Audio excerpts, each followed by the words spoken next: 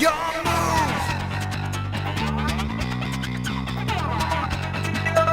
What is going on, you guys? Bastion Wadio here, and today I'm coming at you with the updated Virtual World deck profile for the new upcoming February 2022 ban list. Now this deck got a lot of really good upgrades as far as card advantage, things we can go ahead and play, different routes we can go ahead and take. It did take a bit of a hit by Desires going to 1, unfortunately, but a lot of decks did, so let's not focus too much on that. Let's focus on the cards that we did get. We did get the ability to play 3 Emergency Teleport, which is fantastic in this deck, and that opens up so many more routes and avenues that this deck can go. So without further ado, let's go ahead and get right into it. But before we do, of course, you guys already know, go ahead and subscribe for more videos. Like the video if you guys did enjoy. Comment down below, how are you guys playing Virtual World? Are you playing this variant or are you playing something else? We'll see as deck profile goes along. But again, subscribe for more videos and let's get right into it. Alright guys, jumping into the deck profile, we have our main deck and our extra deck as always. Let's go ahead and put this to the side for now and let's focus strictly on that main deck.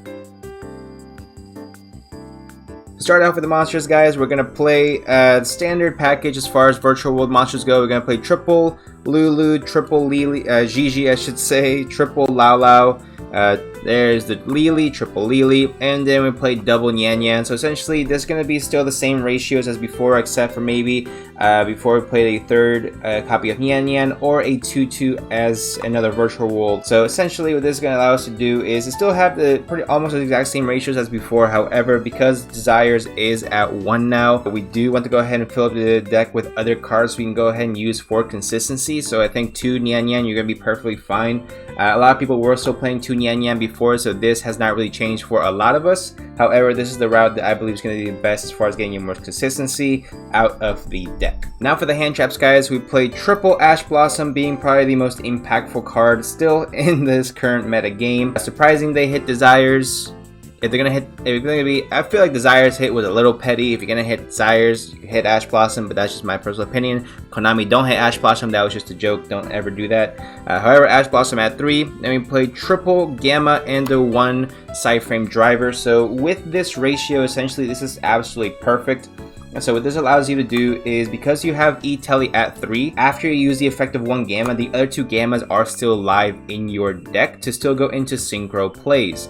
So what this allows you to do is go into Sideframe Lord Omega, even though you may have used the first Omega driver during your opponent's turn.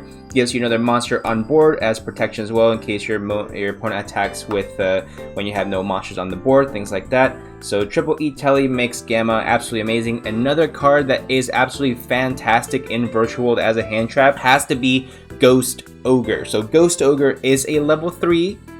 It's a sidekick monster, and it's a hand trap. So if you want to go ahead and go that route, I will not put anything past you. Like Gamma, I believe, is still fantastic to go ahead and go into Omega. You can still go ahead and negate thing. There's always that fear of having Gamma whenever you're activating your virtual cards in hand. That way you don't have a monster.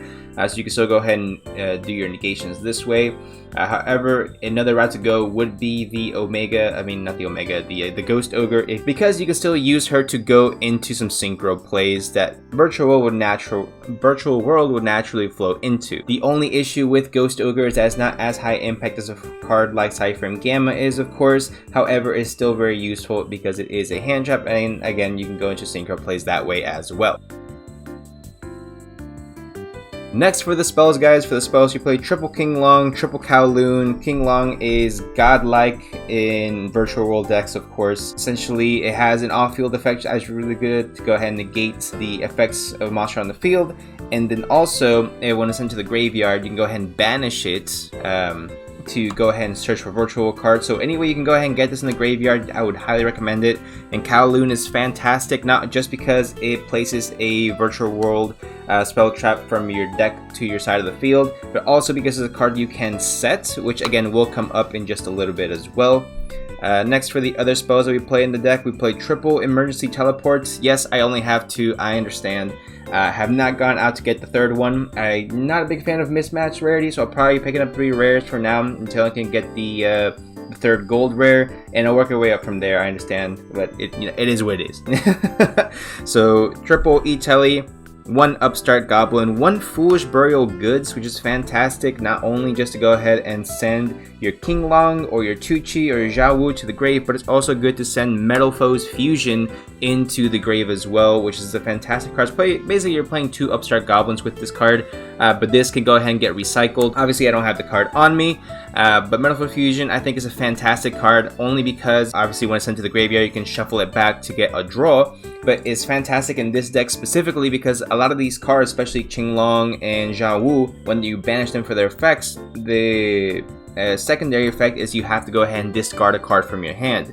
So if you discard Metal Foes Fusion, you get a free +1 as well, because send this, Metal Foes Fusion is going to activate Metal Foes Fusion effect in the graveyard, shuffle it back to draw a card. Is such a free addition to the deck, and I think this is definitely going to be the meta call moving forward. And then of course you play your 1 Pot of Desires. It's still a great card, especially in this deck. You need that consistency boost.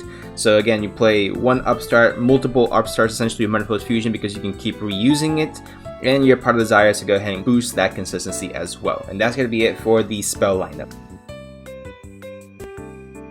Next for the traps, guys, we play double Chuchi and 1 Xiang Wu. This has not changed at all as far as previous Virtual World builds.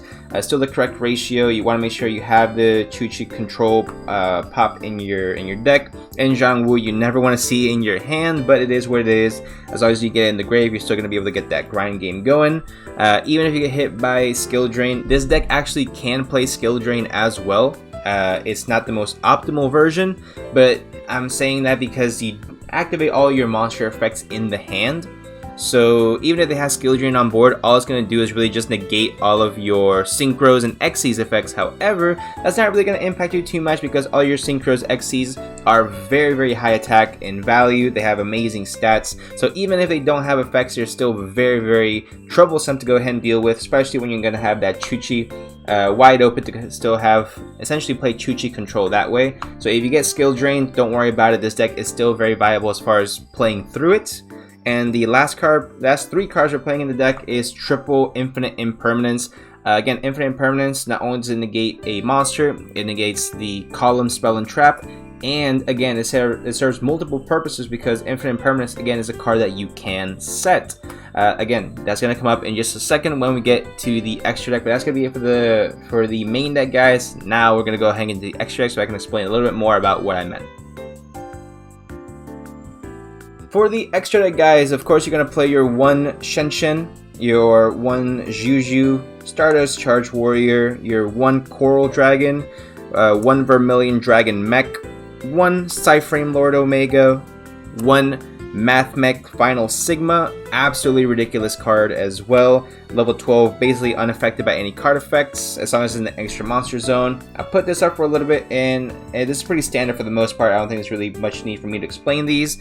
However, we are playing 1 Ultimaya Zulkin, 1 Muddy Mud Dragon, 1 Crystal Wing, and if you know the route this is going, we of course play the 1 Red Eyes Dark Dragoon. Dragoon is still a fantastic card. A lot of people have stayed away from it strictly because the Fusion Destiny package is so much more advantageous, is the correct word.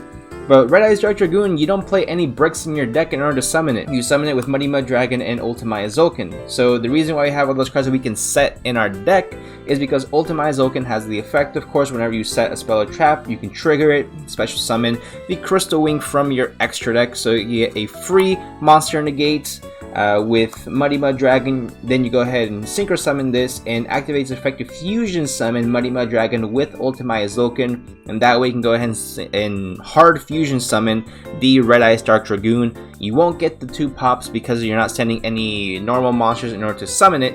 However, it's still a fantastic card. It still can't be targeted. You know, it's still just a free negate in your hand, essentially. And if you have Metal Foes Fusion, while you have this, we have Metal Foes Fusion in your hand, you set a Metal Foes Fusion to negate off Dragoon, and then you can go ahead and use Metal Foes Fusion effect to draw a card. So that is essentially you are negating for free with Red Eyes Dark Dragoon. So it's absolutely just mandatory to go ahead and play this route. I definitely do believe it's the correct way to go ahead and play this deck. Lastly, guys, we play for the XCs 1 Beatrice, 1 M7, 1 Break Sword, and 1 AA Zeus Sky Thunder. So Break Sword is really the only level rank 3 you need. So essentially what is really good for is whenever you have like a King Lung in your hand that you can't send to the grave. So what you do is you go ahead and make a Break Sword, activate the effect, pop card your opponent controls, and then pop the King Lung. Now King Lung is there in your graveyard, so you can go ahead and activate the effect to search a card. That's why I believe Break Sword is absolutely fantastic. Beatrice, again, for consistency. M7, again, as your cards back, recursion, consistency. And a Zeus, just because any deck that plays Xyz monsters needs to play AA Zeus. That's a mandatory, it should be in the rulebook.